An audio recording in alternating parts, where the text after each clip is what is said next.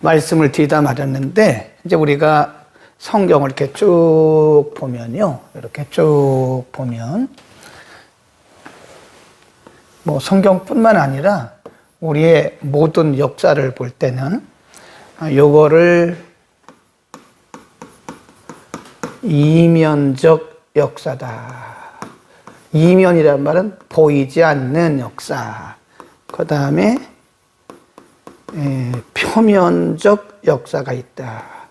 이 표면적 역사는 겉으로 드러나는 것을 표면적인 역사라고 그러고, 겉으로 드러나지 않는 부분을 이제 이면적인 역사라 그래요. 그래서 보면 이제 우리가 겉으로 볼 때는 이제 우리가 창세기 12장부터 보면 이제 아브라함의 이야기죠. 아브라함. 그 다음에 이제 이삭이 났죠. 이삭.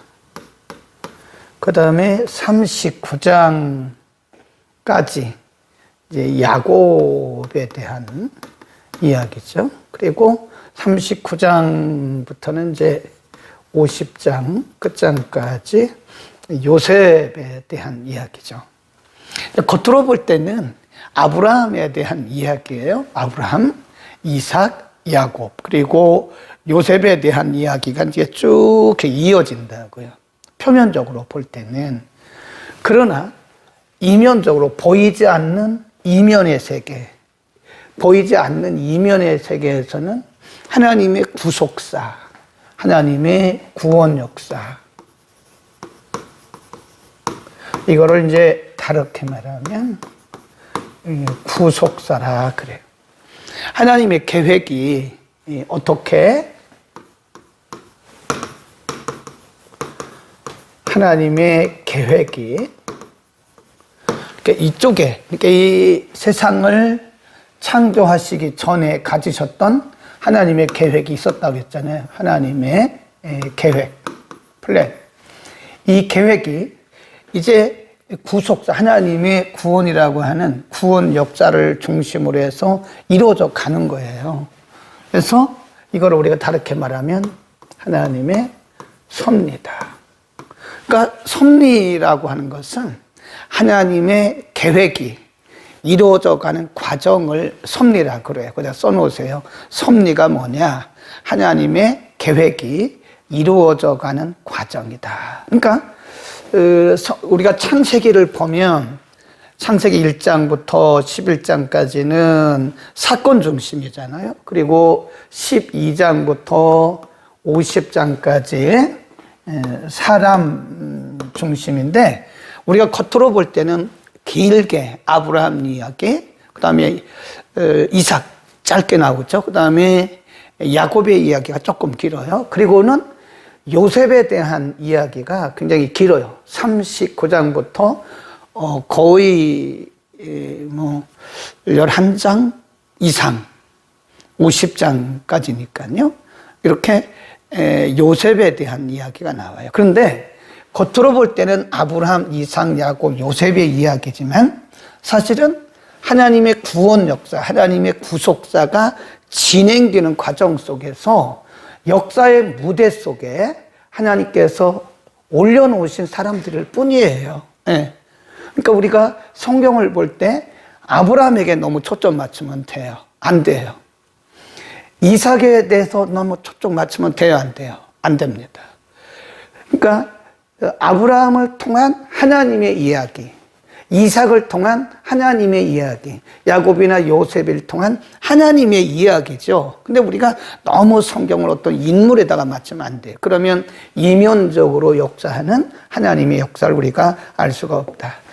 자, 그러면 또 우리 인생, 우리 개인의 인생을 봐도 마찬가지예요. 우리 개인의 삶을 봐도,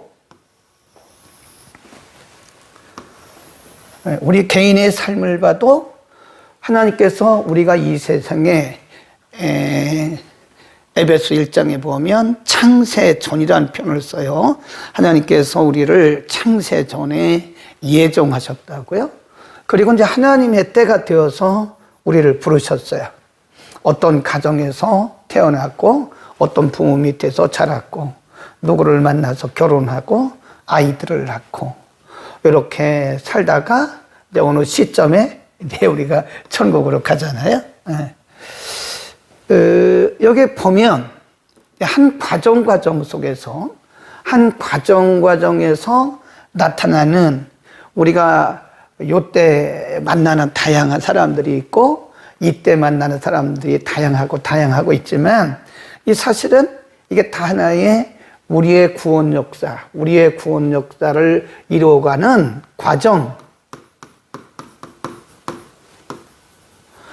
과정에 나타나는 이 역사의 무대 위에 올려놓으신 것이다. 제가 왜 긴 얘기를 하냐면 우리가 지금 27장을 보게 되는데 27장에 보면 야곱이잖아요. 이삭의 두 아들. 근데 야곱이 굉장히 약아요. 그리고 그 어머니 리브가가 이렇게 에서와 야곱을 편애하다가 결국은 나중에 이제 에서는 이렇게 외톨이가 되고 야곱은 아버지의 그 축복을 받아요. 사실 장자가 아닌데 아버지를 속였어요. 어머니와 함께. 그래서 장자권을 받고 나중에 이제 그 분노하고 있는 에서를 피해서 어머니의 고향 하란으로 도망치잖아요. 그리고 하란에서 20년 동안 야곱이 살아요. 거기서 아이들을 낳았어요. 4명의 부인, 2명의 부인과 그리고 2명의 여종을 통해서 12명의 아들을 낳는데 그게 바로 이스라엘의 12지파라예요. 이스라엘의 하나의 조상이 되고 거기서 하나님의 구속사가 계속 이어져요. 그러니까 인간적으로 볼 때는 야곱은 굉장히 꾀쟁이고요. 아버지를 속여서 그리고 형을 속이고 장자권을 빼앗은 사람 아닙니까? 윤리적 도덕적으로 보면 안 맞아요. 그러니까 이 하나님의 역사를 우리가 바라볼 때 윤리적 도덕적 관점에서 보면 해석이 안 됩니다. 때로는 우리가 윤리적 도덕적으로 하나님의 역사를 바라보면 안 맞아요. 우리가 상처받을 수 있어요. 그럴 수 있어? 감히 어떻게 아버지를 속였단 말이야.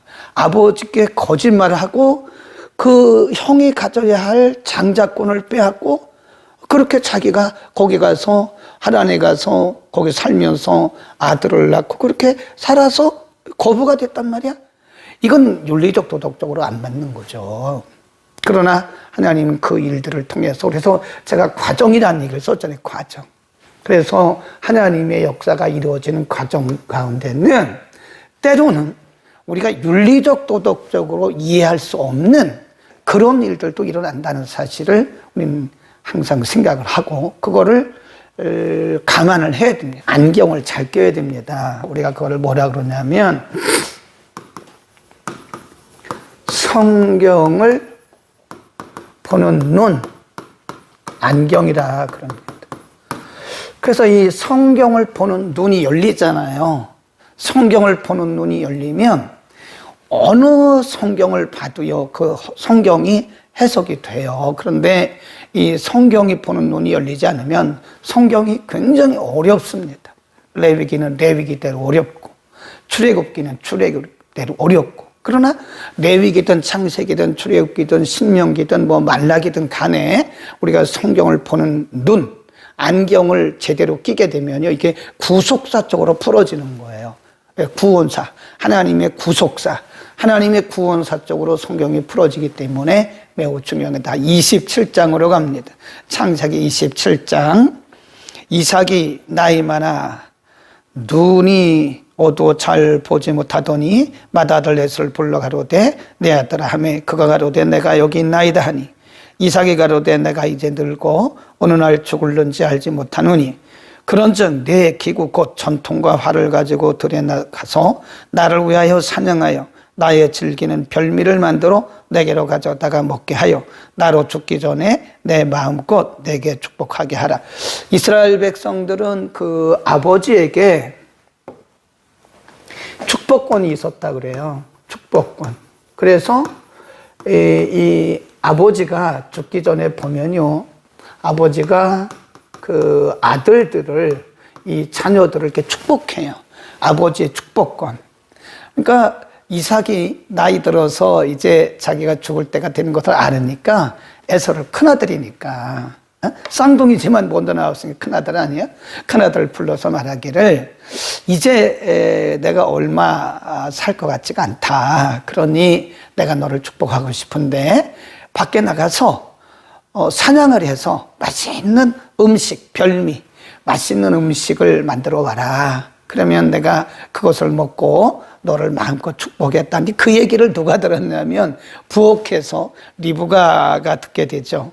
5절입니다. 이삭이 그 아들 에서에게 말할 때 리브가가 들었더니 에서가 사냥하여 오려고 들로 나간 그 사이에 리브가가 그 아들 야곱에게 일러가로되 내 부친이 내 형 에서에게 말씀하신 것을 내가 들으니 이르기를 2차 저차 했다. 그런즉 8절 내 아들아 내 말을 조차 내가 네게 명하는 대로 염소떼에 가서 쭉 해서 별미를 만들어 와라. 14절 그가 가서 취하여 어미에게로 가져왔더니 그 어미가 그 아비의 즐기는 별미를 만들었더라. 리브가가 집안 자기 처소에 있는 맏아들 에서의 좋은 의복을 그렇죠. 지금 에서는 지금 밖에 사냥을 하고 간 사이에요. 근데 에서하고 야곱하고는 피부가 틀렸다 그러잖아요. 에서는 그 털 사람이라 그래서 온몸에 이런 데 막 털이 많으니까 야곱은 뭐 아무리 아버지 이삭이 봐도 야곱은 원래 털이 없는 사람이니까 만져볼 거 아니겠어요? 그러니까 이 이삭을 속이기 위해서 아버지를 속이기 위해서죠. 그러니까 그 사실은 이제 리브가 어머니가 그런 거죠. 어머니 전략이죠. 속이고 그 아들 야곱에게 복을 받게 하기 위해서 에서의 옷을 입힌 거예요. 거기 보면 15절 리브가가 자기 처소에 있는 맏아들 에서의 좋은 의복을 취하여 작은 아들 야곱에게 입히고 또 염소 새끼의 가죽으로 그 손과 목에 매끈매끈한 곳에 꾸미고 그 만든 별미와 떡을 자기 아들 야곱의 손에 주매 야곱이 아버지에게 나가서 내 아버지여 하고 부른 데가 가로되 내가 여기 있노라 내 아들아 내가 누구냐 야곱이 아비에게 대답하되 나는 아버지의 맏아들 다 거짓말이잖아요. 그죠? 그러니까 윤리적으로 도덕적으로 이게 맞냐 이거예요. 예. 윤리적 도덕적으로 관점에 보면 지금 엄마로부터 이게 자꾸 빗나가고 있는 거예요. 리브가는 편애를 했죠. 두 아들 중에 야곱을 더 사랑한 거죠. 편애를 해가지고 에서가 그렇게 나간 사이에 지금 야곱에게 아버지로부터 축복을 받게 하기 위해서 그렇게 꾸미는 거잖아요. 별미를 만들고 이렇게 거짓말을 하라고 그러고 또 에서인 것처럼 야곱 이런 데다가 염소털 이렇게 붙여가지고 아버지를 철저하게 속인 거죠. 철저하게 속인 거예요. 야곱도 그렇게 속입니다. 네가 누구냐 그러니까 아버지 아들 에서입니다. 20절 이삭이 그 아들에게 이르되 내 아들아 내가 어떻게 이같이 속해 잡았느냐 그가 이르되 아버지 하나님 여기 또 하나님의 이름을 팔아서 거짓말을 또 해요. 아버지 하나님 여호와께서 나로 손좋게 만나게 하셨음이니이다. 이삭이 야곱에게 이르되 내 아들아 가까이 오라 내가 과연 내 아들 에서인지 아닌지 내가 너를 만지려 하노냐. 야곱이 그 아비 이삭에게 가까이 가니 이삭이 만지며 가로되 음성은 야곱의 음성이나 손은 에서의 손이로다 하며 그렇지 여기다가 이제 염소털을 이렇게 붙였으니까요. 23 그 손이 형 에서의 손과 같이 털이 있으므로 똥이 분별치 못하고 축복하였더라. 이삭이 가로되 내가 참 내 아들 에서냐 그가 가로되 그렇습니다. 이삭이 가로되 내게로 가져오라. 내 아들의 사냥한 이 고기를 내가 먹고 이삭이 가로되 내게로 가져오라. 내 아들의 사냥한 고기를 먹고 내 마음껏 내게 축복하리라. 야곱이 그에게 가져가매 그가 먹고 또 포도주를 가져가매 그가 마시고 그 아비 이삭이 그에게 이르되 내 아들아 가까이 와서 내게 입 맞추라. 그리고 그때 축복을 하는 거예요. 27절에 보면 그가 가까이 가서 그에게 입 맞추니 아비가 그 옷에 향취를 맡고 그에게 축복하여 가로되 28 하나님은 하늘의 이슬과 땅의 기름짐이며 풍성한 곡식과 포도주로 내게 주시기를 원하노라. 만민이 너를 섬기고 열국이 너게 그런 거예요. 그리고 나서 30절에 가보면 이렇게 나와요. 이삭이 야곱에게 축복하기를 마침에 야곱이 그 아비 이삭 앞에서 나가자 곧 그 형 에서가 사냥하여 돌아온지라. 그가 별미를 만들어 아버지에게로 가지고 가서 가로되 아버지 일어나서 아들의 사냥한 고기를 잡수시고 마음껏 내게 축복하지. 근데 이삭이 눈이 잘 보이지 않으니까 혼돈이 왔겠죠. 32절부터 그 아비 이삭이 그에게 이르되 너는 누구냐? 그가 대답해 나는 아버지 아들 곧 아버지의 맏아들 에서로소이다. 이삭이 심히 크게 떨며 가로되 그런즉 사냥한 고기를 내게 가져온 그 자가 누구냐? 너 오기 전에 내가 다 먹고 너를 위하여 그를 위하여 축복하였은즉 그가 정령 복을 받을 것이다. 에서가 그 아비의 말을 듣고 방송대욕하며 아비에게 이르되 내 아버지여 내게 축복하소서 내게도 그리하소서. 이삭이 가로되 내 아우가 간교하게 와서 내 복을 빼앗았구나. 그러니까 26절에 보면 지금 에서가 화가 난 거예요. 이게 두 번째라는 거예요. 두 번째. 이 두 번째 나를 속였구나. 그러면서 이렇게 말합니다. 38절 에서가 아비에게 이르되 내 아버지여 아버지의 빌복이 이 하나뿐이리까 내 아버지여 내게 축복하소서 내게도 그리하소서 하고 소리를 높여 우니 그 아비 이삭이 그에게 대답하여 가로되 너의 주수는 땅의 기름짐에서 뜨고 내리는 하늘 이슬에서 뜰 것이며 너는 칼을 믿고 생활하겠고 내 아우를 섬길 것이며 내가 매임을 벗을 때에는 그 멍에를 내 목에서 떨쳐 버리리라. 그 아비가 야곱에게 축복한 그 축복을 인하여 에서가 야곱을 미워하여 심중에 이르기를 아버지를 곡할 때가 즉 이제 아버지가 돌아가실 때가 되었은즉 내가 내 아우 야곱을 죽이리라. 그러니까 우리가 창세기 4장에 보면 이 가인과 아벨의 비슷한 그런 상황이 지금 에서와 야곱 사이에서 똑같이 일어나게 되고 있는 것이다. 42절 창세기 27장은 굉장히 혼돈의 장이에요. 혼돈의 장. 제가 그래서 아까 서론에서 이 과정, 보이는 역사, 보이지 않는 역사, 이면적인 역사와 표면적인 역사에 대해서 그래서 설명을 한 거예요. 네. 혼돈이잖아요, 혼돈. 이렇게 보면 굉장히 혼돈입니다. 여기 보면 이삭이라는 사람이 나오고 거기고 에서, 야곱, 그리고 리브가. 지금 리브가가 야곱을 이렇게 편애를 하게 되는 거죠. 그래서 에서는 따돌림을 당하고 결국은 그 이삭이 죽기 전에 큰아들 에서를 축복해 주기를 원했는데 리브가의 계략이죠. 계략 말하자면 리브가의 그 편애에 의한 계략, 좋은 의미는 아니죠. 계략이죠. 리브가의 계략 때문에 야곱이 엄마의 얘기니까 들었잖아요. 엄마가 그렇게 시키는 대로 했다고요. 네. 그래서 결국은 에서는 축복을 받지 못하고 야곱이 축복을 받아요. 이게 혼돈이라니까, 혼돈. 표면적인 역사로 보면 이게 과연 이런 일이 있을 수가 있느냐, 이거예요. 그죠? 표면적으로 보면. 표면적으로 보면 과연 어머니가 아들을 그렇게 편애해가지고 거짓말시켜서 그렇게까지 해서 자기가 편애하는 야곱에게 축복을 줘야 되느냐. 또 야곱은 엄마의 말을 듣고 그렇게 아버지를 속이면서 그렇게 거짓말하느냐. 이렇게 보면 윤리적 도덕적 차원에서 보면 이게 윤리나 도덕적 차원에서 이거를 보면 이건 안 맞는 거죠. 굉장히 혼돈스럽죠. 이것은 그래서 많은 그 윤리학자들이 이 성경 이런 부분들을 보면서요. 성경은 참 지저분하다. 성경은 윤리적이지도 않고 성경은 도덕적이지도 않다. 어떻게 이런 일이 있을 수 있느냐. 그렇게 얘기하는 분들도 있어요. 실제로.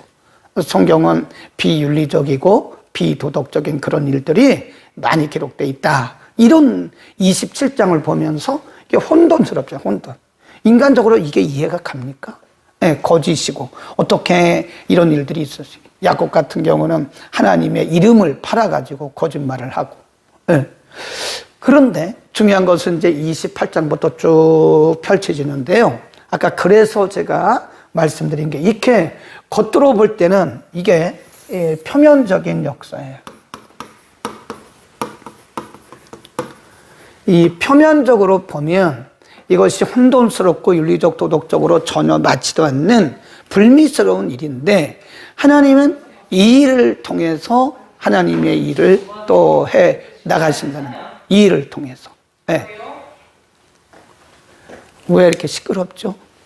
공부하고 있는데 뭐가 왔어요? 아, 미안합니다.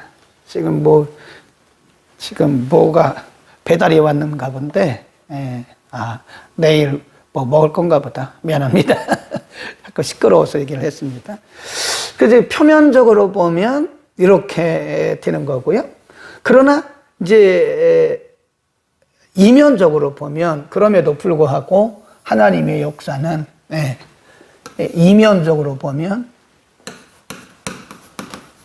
이면적 역사를 보면 하나님의 역사는 틀림없이 조금도 실수 없이 이런 거에 상관없다 이거예요. 이런 거에 상관없이 아무리 혼돈되고 이렇게 윤리적 도덕적으로 맞지 않는 일들이 일어날지라도 하나님의 역사가 하나님의 계획이 이루어지는 과정 속에서 나타나는 것이기 때문에 그럼에도 불구하고 여기에 하나님의 이면적인 역사, 하나님의 구원 역사는 계속되고 있다. 아멘. 그러니까 우리는요, 겉으로 나타나는 것을 가지고 평가하면 안 돼. 절대 안 됩니다. 때로는 우리가 바라볼 때 윤리적, 도덕적으로 안 맞을 수도 있어요. 그렇다고 해서 그게 하나님의 역사가 아니다라고 우리가 말할 수 없다는 거예요. 그런 것이 성경에 굉장히 많이 나와요. 호세아는 안 그런가요? 호세아도 마찬가지죠. 어떻게 호세아 선지자가 성매매 여성 창기를 데려다가 아내를 삼고 그런 자녀를 낳습니까? 도덕적 윤리적으로 안 맞잖아요. 그러나 하나님의 역사하시는 데는 우리 인간의 차원에서 이해할 수 없는 일들이 있기 때문에 우리는 항상 뒤에 있는 이면적 역사가 진행되고 있다는 사실을 꼭 기억하셔야 됩니다. 자, 28장으로 갑니다. 28장. 이제 이삭이 야곱을 보내요. 축복하고 46절입니다. 리브가가 이삭에게 이르되 내가 햇사람의 딸들을 인하여 나의 생명을 싫어하거늘 야곱이 만일 이 땅의 딸들 곧 그들과 같은 햇사람의 딸들 중에서 아내를 취하면 나의 생명이 내게 무슨 재미가 있으리까. 그러면서 이제 이삭이 야곱을 불러서 축복합니다. 28장 1절 이삭이 야곱을 불러 그에게 축복하고 또 부탁하여 가로되 너는 가나안 사람의 딸 중에서 아내를 취하지 말고 일어나 밧단 아람으로 가서 너의 위조부 부두엘 집에 이르러 거기서 너의 외삼촌 라반의 딸 중에서 아내를 취하라. 전능하신 하나님이 내게 복을 주어 너로 생육하고 번성케 하사 너로 여러 족속을 이루게 하시고 아브라함에게 허락하신 복을 내게 주시어 쭉 내려가요. 그리고 6절에 보면 에서가 본적 이삭이 야곱에게 축복하고 그를 밧단 아람으로 보내는 것을 거기서 봅니다. 8절 에서가 또 본적 가나안 사람의 딸들이 그 아비 이삭을 기쁘게 못하는지라 이에 가서 이스마엘에게 가서 그 본처들 외에 아브라함의 아들 이스마엘의 딸이요 드바의 소인 마할랏을 아내로 삼았더라. 이제 여기에 이제 잠깐 에서의 얘기가 나오고요. 이제 이야기의 그 배경이 이제 다시 바뀌죠. 여기 이제 요단강이고 여기가 이제 가나안입니다. 가나안이고 여기가 하란이에요. 지금 이야기가 일어난 이 스토리의 배경은 요 가나안입니다. 가나안. 이제 가나안에서 이런 일이 있었고 지금 리브가가 자기 아들 야곱을 어디로 보내냐면 자기 고향으로 하란으로 보내는 거예요. 그래 하란으로 향해서 가는 거예요. 쭉 가다가 거기 보세요.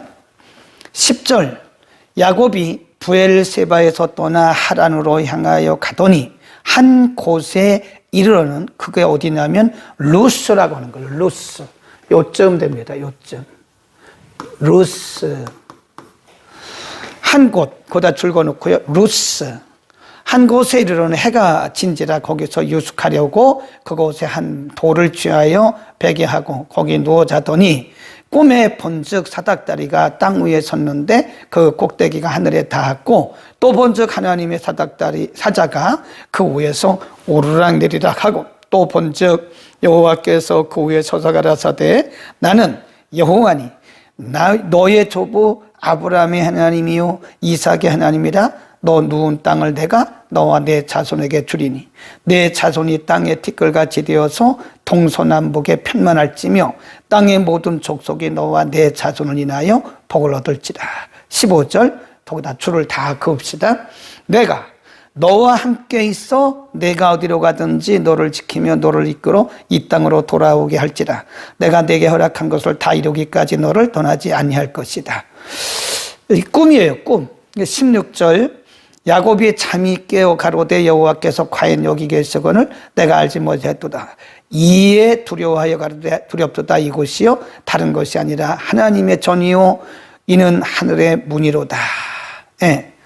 그리고 18절 야곱이 아침에 일어나 베게 하였던 돌을 가져 기둥으로 세우고 그 위에 기름을 붓고 그곳 이름을 베델이라 하였더니 이 성의 본래 이름은 뭐예요? 루스입니다. 루스. 여기 베델이라는 말은 이제 꿈에서 하나님을 만났잖아요. 근데 이제 야곱은 자기 혼자 외롭게 가는 줄 알았는데 하나님의 사자가 거기 있었고 하나님이 함께 하신다고 약속을 하셨어요. 그래서 베델, 이 베델이라는 말은 하나님의 집 그런 거예요. 하나님의 집. 근데 여기서 우리가 좀 이해가지 않는 부분이 있다. 그냥 성경을 쭉쭉쭉 읽어가면 이해가 가는데 27장을 우리가 전제를 하고 이 성경을 보면 이해가 잘 안 가죠. 그렇죠? 27장. 우리가 조금 아까 공부를 했잖아요. 27장에 보면 야곱이 리브가와 함께 어머니 리브가와 함께 이삭, 아버지 이삭을 속였잖아요. 그리고 야곱이 지금 가지고 있는 건 뭐죠? 축복받은 장자의 복. 장자의 복은 아버지를 속여서 뺏은 거예요, 지금. 네? 장자의 복, 이 장자의 축복은 야곱과 리브가가 그 아버지 이삭을 속여가지고 뺏은 거잖아요. 그런데 이런 이삭이 이제 장자권을 다 뺏어가니까 에서가 화가 나잖아요. 그러니까 에서가 화가 나가지고 야곱을 죽이려고 그러는데 그 화가 난 분노에 차 있는 에서를 피해서 지금 도망가는 거 아니에요, 사실은. 이게 옳은 일이에요? 옳은 일 아니잖아요. 절대 옳은 일 아니죠. 그것도 지금 그렇게 속인 그 아들을 이삭이 또 축복해서 보내잖아요. 왜냐면 형제 간에 싸움 나가지고 살인극이 벌어질 것 같으니까 그걸 보면 안 되니까. 그래서 어머니도 야곱을 자기 친정으로 보냈고 이삭도 축복해서 그걸 가라고 말했다. 근데 이게 이해가 안 가는 거죠. 27장과 28장을 이렇게 보면 이게 연결이 됩니까? 근데도 하나님은 축복을 하세요. 이런 부분에 대해서 우리가 이렇게 퀘스천 마크를 성경을 의심하는 건 아니지만 하나님의 의도가 뭔가를 알아야 돼요. 네, 하나님의 의도. 그래서 우리가 성경을 볼 때는요, 항상 하나님의 의도 찾기를 해야 돼요. 하나님의 의도. 네, 의도. 하나님께서 원래 계획하신 것이 뭐냐? 하나님의 인텐션. 하나님의 의도 찾기를 해야 됩니다. 그러니까 왜 인간적으로는 도덕적으로 윤리적으로는 이게 이해가 안 가죠. 풀어지지가 않죠. 아니 그런 사기꾼을 갖다가 하나님이 축복하세요? 사기꾼 아니에요? 거짓말 시킨? 그런 거짓말쟁이를 하나님이 축복하시냐고요. 축복할 정도가 아니죠. 하나님 말씀하기를 천사가 오르락 내리락 하는 것을 꿈을 보여주시고 꿈에 나타나서서 하나님 말씀하시기를 내가 너와 누워있는 이 땅을 너와 너 자손에게 줄 것이고 내가 너를 떠나지 않을 것이다. 내가 다시 돌아올 때까지 내가 너와 함께 하신다고 하는 그런 약속까지 주셨다고요. 이해가 갑니까? 거짓말쟁이. 네. 아버지를 속이고 장자권을 빼앗은 그런 아주 사기꾼 같은 이런 야곱을 하나님은 축복하신다니까요. 그래서 이런 의도, 하나님의 관점에서 이런 부분을 쳐다보지 않으면 이런 부분은 이해할 수도 없고 해석도 안 되는 것이다. 그렇죠. 그래서 성경은요, 윤리적, 도덕적 관점에서 보면 안 돼요. 우리가 볼 때는 해석이 안 돼요. 풀어지지도 않아요. 이게 어떻게 풀어집니까? 우리가 착한 사람, 그래서 제가 늘 얘기했잖아요. 우리나라에는 이원론적 사상이 있는 거예요. 그 이원론적 사상이 뭐냐면 인과응보적 사상이에요. 인과응보. 이게 인과응보가요. 이게 불교적 사상이에요. 인과응보. 네, 인과응보. 이게 불교는 이 사람이 죽어도 끝나는 게 아니라 다시 산다. 계속. 네, 사람으로 살다가 선하게 살면 뭐 사람으로 다시 태어날 수도 있고 사람으로 살다가 악하게 살면 뱀으로 날 수도 있고 그러니까 이 사람들은 살생유택에 안 죽여요.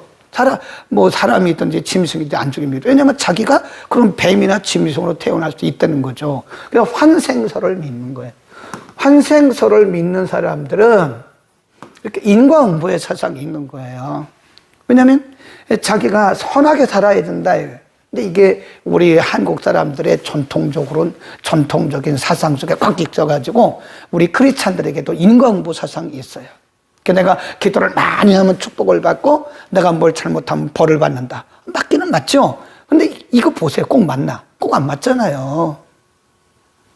그러니까 인과응보적인 사상을 가지고 욥의 친구들도 인과응보의 사상을 가지고 욥을 위로한 거 오니까 욥이 오히려 상처를 받은 거예요. 만일 여러분이 이런 인과응보적 사상을 가지고 우리 지체들을 위로한답시고 말을 하면 상처받습니다. 함부로 남에 대해서 말하지 마세요. 다른 사람들이 경험하고 있는 일들에 대해서 우리가 함부로 말하면 안 됩니다. 예를 들어서 A라고 하는 사람이 사고 났어요. 그러면 우리는 대뜸 하는 얘기가 당신 혹시 11조 안 한 거 있는 거 아니야? 아니, 그렇게 말한다니까요. 당신 사고 났으니까 혹시 주일 성수 제대로 안 한 거 아니야? 새벽 기도 빠진 거 아니야? 이렇게 물어본다. 이게 인과응보의 사상이에요. 주일 성수에도 사고 나요. 새벽 기도에서 사고 납니다. 11조에도 사고 납니다. 네. 그러니까 이 사고를 어떻게 우리가 해석할 것이냐, 이게 굉장히 중요한 거예요.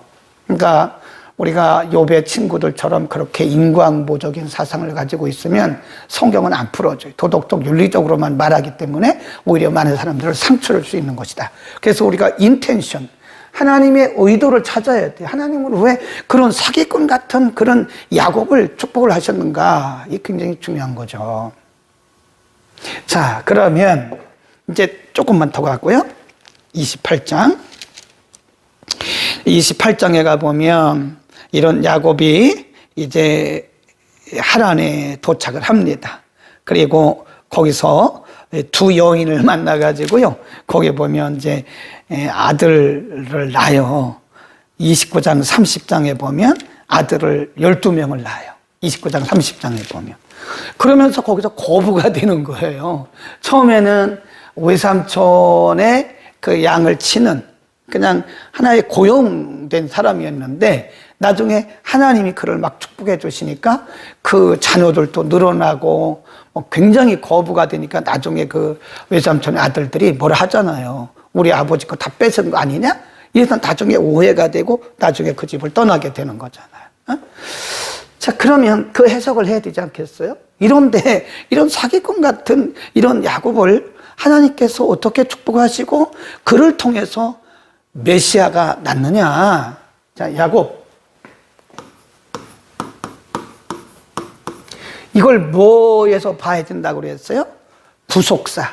하나님의 구속사에서 봐야 된다.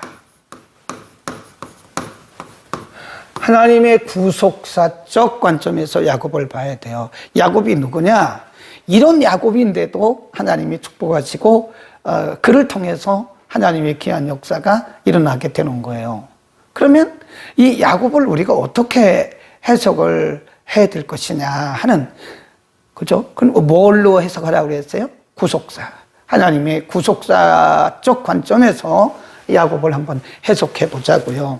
나중에 보면요, 이사야서에 보면 그 하나님을 배반하고 말씀을 불순종하고 이렇게 산 남한국 유다 백성들이 하나님의 징계를 받아가지고 나중에 어디 가요? 바벨론에 가서 70년 동안 뭘 하죠? 포로 생활을 하죠. 포로 생활. 바벨론 포로 생활을 해요. 그런데 이사야서 40장 이후에 가보면 너희는 내 백성을 위로하라 그러면서 하나님이 그런 하나님의 말씀을 무시하고 멸시하고 우상 숭배하고 불순종하고 이렇게 살다가 하나님 앞에 매맞아 가지고 바벨론에 끌려간 거 아닙니까? 바벨론에 포로가 잡혀간 거 아니에요? 그런데도 하나님은 그들에게 뭐라고 말씀하시냐면 내가 너희를 다시 이 땅에 돌아오게 할 것이고 내가 너희를 통해서 새 일을 행할 것이다. 그러면서 그때 하신 말씀이 지렁이 같은 야곱 그래요.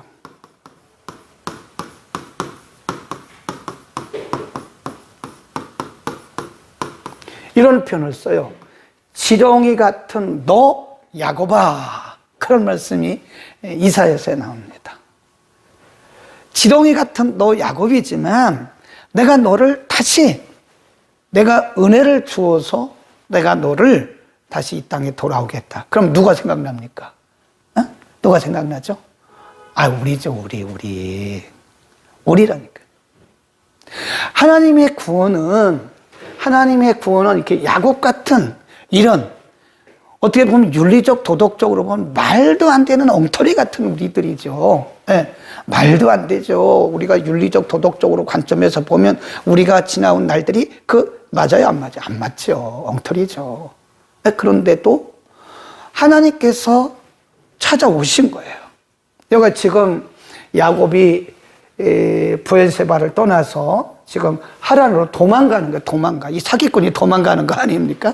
그런데 하나님이 거기를 찾아오신 거예요. 그래서 그 루스라고 하는 곳을 그는 말하기를 하나님이 여기 계셨네? 그게 베델이네? 라고 이름을 진 거 아닙니까? 이건 뭐죠? 야곱이 하나님을 알았어요? 몰랐죠? 근데 하나님이 야곱을 찾아오신 거예요. 아멘. 하나님이 야곱을 찾아오신 거예요. 오늘도 우리 마찬가지죠. 우리가 야곱보다 난 게 있나요? 예, 윤리적 도덕적으로 보면 우리가 야곱보다 난 게 하나도 없습니다. 근데 하나님이 우리를 찾아오신 거예요. 그래서 요한 1서에 보면 우리가 하나님을 사랑한 것이 아니라 하나님이 먼저 그리스도 안에서 우리를 사랑하셨다. 하나님의 사랑은 먼저 사랑이고 하나님의 사랑은 무조건적, unconditional love, 무조건적 사랑이다. 그래서 야곱을 통해서 우리에게 말씀해 주시는 것은 하나님의 사랑을 말씀해 주시는 거예요.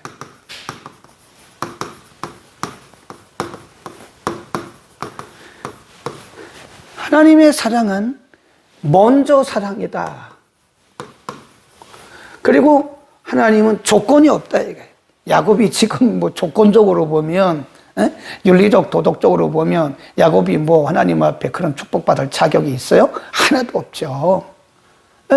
하나님 이름 오용해가지고 아버지 속였잖아요. 엄마하고 합세해가지고 아버지 속였잖아요. 애매하게 그 형의 장자권을 빼앗았잖아요. 그리고 아버지로부터 축복받았잖아요. 사기꾼 같은 사람이죠. 그런데도 그 지렁이 같은 야곱, 하나님께서 먼저 찾아오셨고 그런 조건을 따지지 않고 하나님이 사랑해 주셨던 거예요. 무조건적 사랑, 먼저 사랑, 무조건적 사랑. 하나님의 사랑은 조건이 없는 무조건적 사랑입니다. 아멘. 그러니까 우리는요, 조심해야 돼요. 우리가 바라볼 때 저 사람은 윤리적으로 도덕적으로 안 맞는 것 같은데 그럼에도 불구하고 하나님 그를 사랑하세요. 하나님의 먼저 사랑과 무조건적인 사랑으로 사랑하는데 우리가 정죄하면 안 되잖아요. 하나님이 사랑하시는데 아니 하나님이 사랑하시고 하나님이 귀하게 여기시는데 우리가 왜 함부로 사람들을 평가하고 판단하냐고요. 지적하냐고. 하나님을 대신해서 우리가 정죄할 수 있나요? 그럴 수 없잖아요. 아무도 우리 자신도 이렇게 야곱 같은 사람이라니까요. 지렁이 같은 야곱이었다니까요. 그런데 하나님이 먼저 우리를 찾아와 주신 거고 하나님이 조건 없이 우리를 조건 없이 그라 말은요. 우리의 어떤 공로 그런 것도 있지만 우리의 과거를 얘기하는 거, 우리의 과거 그런 건 묻지 아니하고 하나님께서 조건 없이 우리를 사랑하시고 구원해 주시니까 우리가 하나님의 사랑을 생각하면요. 정말 우리가 할 말이 없어요. 할 말이. 사기꾼 같은 야곱같이 사기꾼 같은 우리들이잖아요. 입만 열면 거짓말했고 했던 윤리적 도덕적으로 맞을 수 하나도 맞는 것이 없는 우리들을 하나님 그리스도 안에서 우리를 먼저 사랑해 주시고 그리스도 안에서 우리의 모든 과거를 묻지 아니하시고 조건 없이 우리를 받아준 것이니까 우리가 얼마나 큰 사랑을 받은 사람. 우리 CCM 가사 중에 그거 있잖아요. 그 사랑, 그 하나님의 사랑이 얼마나 크냐. 아멘. 그리고 우리가 하나님의 사랑을 생각하면요, 정말 우리는 할 말이 없어요. 할 말이. 먼저 우리를 찾아와 주시고 우리를 조건 없이 사랑해 주신 그분 생각하면요, 우리가 감히 어떻게 무슨 말을 할 수가 있겠어요? 우리가 뭘 달라고 어떻게 말을 하겠어요? 이보다 큰 사랑이 어디 있는데 감히 하나님 앞에 우리가 어떻게 불평을 할 수 있습니까? 어떻게 불평할 수 있어요? 무슨 말로 우리가 하나님 앞에 감사를, 그러니까 우리가 뼈가 으스러지도록 하나님 앞에 헌신해도 그걸로 갚을 수가 없어요. 그 크신 하나님의 사랑 말로 다 형용 못하네. 그렇잖아요. 하나님의 그 크신 사랑을 우리가 어떻게 말로 표현할 수 있냐 그 말이에요. 아멘. 자, 29장 갑니다. 29장 30장은 이제 결국은 하란에 가가지고 이제 라헬을 만나고 또 레아를 만나고 그런 얘기입니다. 예.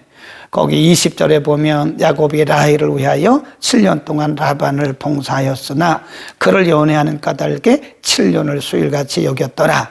그리고 23절에 보면 저녁에 그 딸 레아를 야곱에게로 데려가매 야곱이 그에게 동침하여 들어갑니다. 라반이 또 그 여종 실바를 그 딸에게 주었더라. 쭉 내려가면 그 낳은 자녀들이 쭉 나옵니다.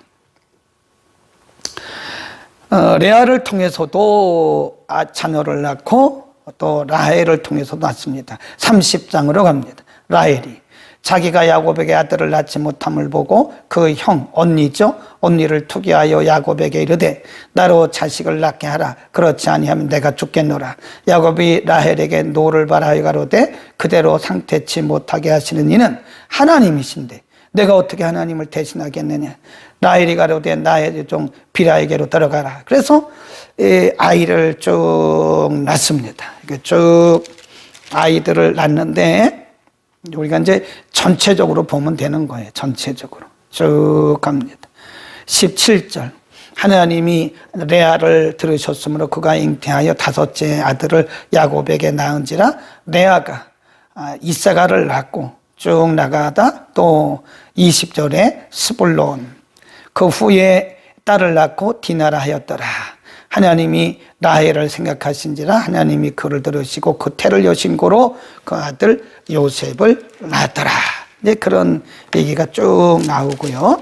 이제 나중에 가보면 이제 이들이 야곱이 낳은 그 아들들의 이름이 한번 쭉 나옵니다. 쭉 보세요. 54페이지를 한번 보세요. 거기 요약을 해놨어요. 요약. 요거 그냥 그대로 외우시면 돼요. 39장은 그거니까, 29장은 그거니까요. 29장, 30장 그냥 요약한 겁니다. 이것만 보면 돼요. 예. 23절입니다. 35장 23절. 창세기 35장 23, 24, 25, 26까지. 23. 레아의 소생은 야곱의 장자 루벤, 시몬, 레위, 유다, 이사갈, 스불론. 그 다음에 라헬의 소생은 요셉, 베냐민. 여기까지 이제 본부인이죠. 본부인들 자녀. 그 다음에 여종의 소생들은 두 번째 썼어요. 25. 라헬의 여종 비라의 소생은 단, 납달리. 레아의 여종 실바의 소생은 갓, 아셀. 그러니까 단과 납달리, 갓, 아셀은 여종들을 통해서 난 자녀들이고요. 본부인 레아와 라헬을 통해서 난 자녀들은 또 8명 거기 있죠. 네, 그렇게 보시면 되겠습니다.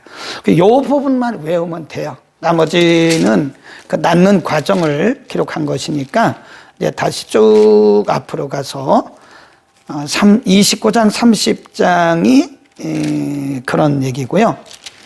예. 거기까지만 합시다. 애들 잔뜩 낳았으니까 거기까지만 합시다. 배고프죠? 12명 낳았으니까 거기까지만 하고 오늘은 마치고, 다음 주에는 이제 이렇게 시간이 많이 흘러가서 아들 12명 낳고 딸 하나 낳은 후에 이제 하란에 살고 있던 야곱의 가정에 불협화음이 생겨요. 그것도 하나님의 개입이라니까요. 20년을 살았는데 이제 하나님께서 야곱을 거기서 보낼 때가 되니까요. 그 형제들 간에 불협화음이 생기는 거예요. 그러니까 그것도 역시 표면적으로 보면 불협화음이지만 이면적으로 보면 하나님의 개입이다. 그렇게 보는 겁니다. 아시겠죠? 그러니까 우리가 성경을 볼 때는 항상 그렇게 보세요. 이 표면적, 이면적. 표면적으로 나타난 것만 가지고 우리가 해석을 하지 말고 이면에 있는 뭐라고 그랬어요? 하나님의 의도. 하나님의 의도. 우리 인생도 마찬가지예요. 우리 인생도 우리 겉으로 나타나는 성공과 실패, 질병, 위기 이런 것만 가지고 우리가 가타부타 말하면 안 돼요. 분명히 봤잖아요. 우리가 이해할 수 없는 그 속에도 하나님의 의도가 있고 하나님의 개입과 하나님의 간섭하심이 있다는 거예요. 제발 우리가 보이는 걸 가지고 뭐 이렇다 저렇다 절대 말하지 말아세요. 절대 말하지 마세요. 하나님의 역사는 우리의 역사와는 전혀 다를 때가 많아요. 괜히 다른 사람들 상처 줍니다. 그런 얘기 했다가는, 그러니까 우리는 모르니까 그냥 뒤에서 기도만 하면 되는 거예요. 아시겠죠? 감사합니다. 오늘 여기까지 하고 기도하고 마칩니다. 기도합니다.